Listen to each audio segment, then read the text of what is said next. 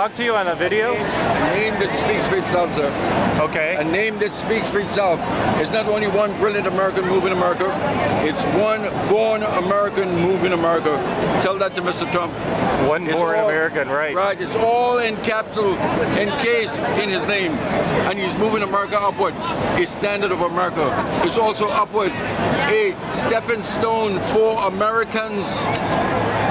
It's also he's moving America to unite, to save America. I see. It makes sense. It makes sense. Yes, it does make sense. And you just have to look into it. It's all in the man's name. He was meant to be where he is today, the President of the United States. Thank you. Because it's in his name. I didn't make this up. It just was in his name. So his name, it's an anagram. It's one brilliant American moving America. That's it. That's it. And USA upward, a standard of America. That's right. And more and more. A stepping stone for Americans. Okay. Thank you. You're welcome, sir, and have a wonderful day. Okay. Why have you slashed out Obama? He has slashed out the people who voted for him. He has lied to all his constituents. He has not done what he said he was going to do, which was get out of the wars, tax the rich, and help the people, basically. Right. You know what I mean? As a student, he's personally cut summer Pell Grants. Yeah. In the recent round of the budget cuts that happened when he came to the Republicans without raising the taxes.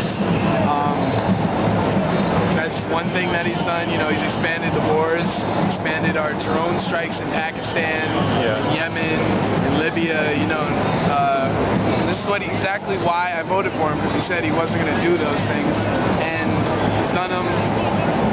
So what I'm going to be doing is voting for Rick Perry in 2012, because when he gets in office and shit really hits the fan, and Social Security is going to go, and fucking Medicare is going to go. Right.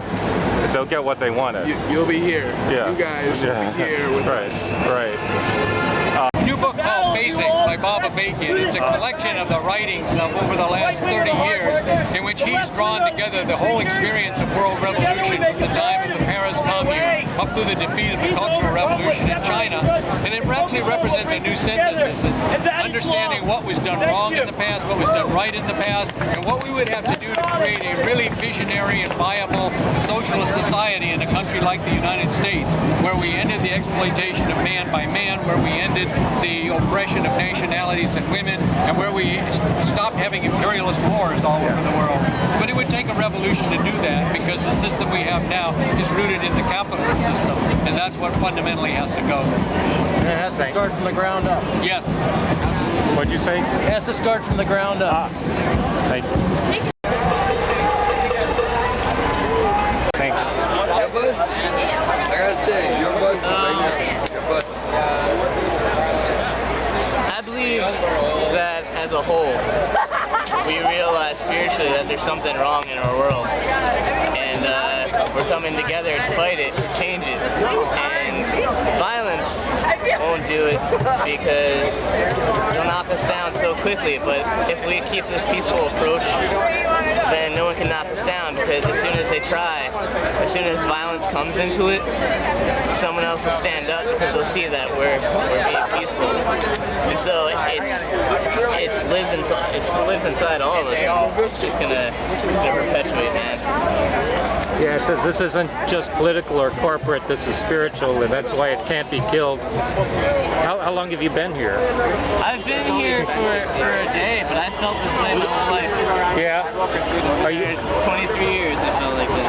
Do you live in New York? No, I live in New Jersey. But That's great. I see it everywhere. I came out because I really believe in this cause. Yeah. Do you know many, have you met other people who had just got here recently, or? He did. Okay. But, yeah, that's my friend Josiah. He just got here a couple days ago. You're standing by a sign that says, what is your purpose in the movement?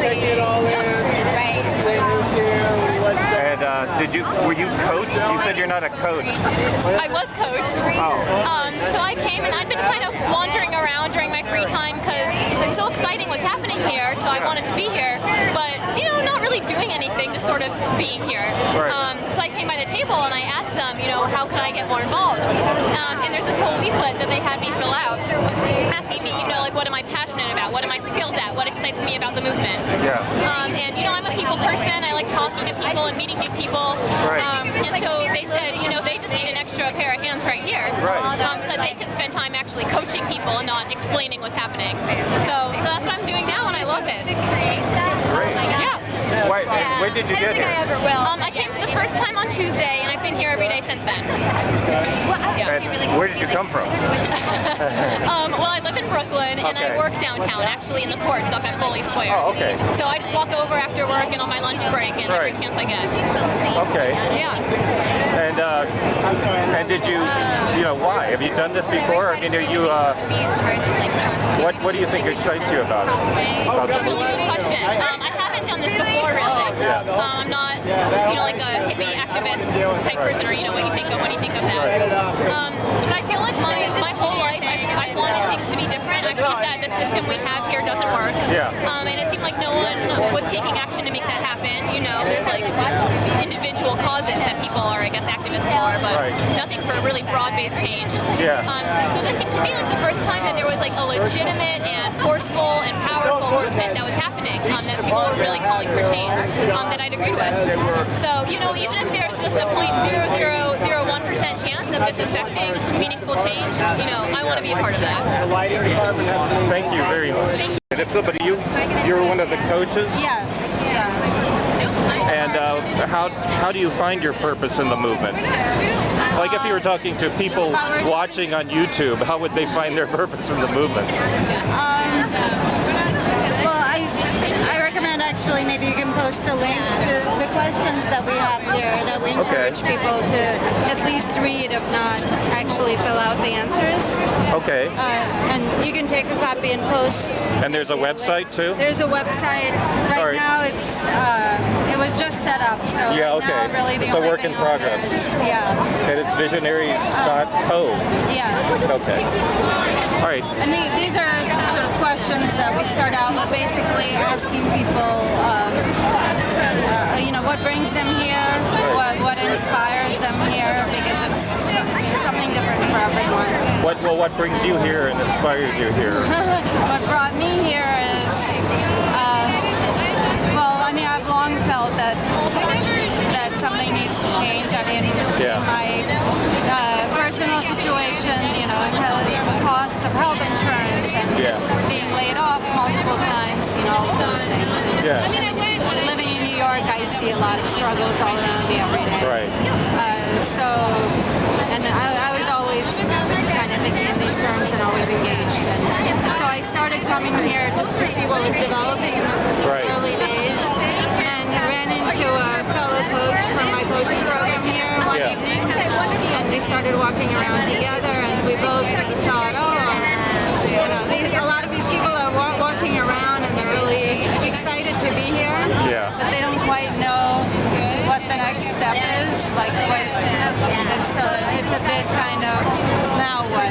Yeah. So we thought that maybe coaching would help and people to get people to start thinking more deeply about what's meaningful to them about this, more positively. I think people are really used to thinking in very defeatist terms. Yeah. And this is a way to shift out of that and really take responsibility first for yourself, but also for your role in society. Yeah.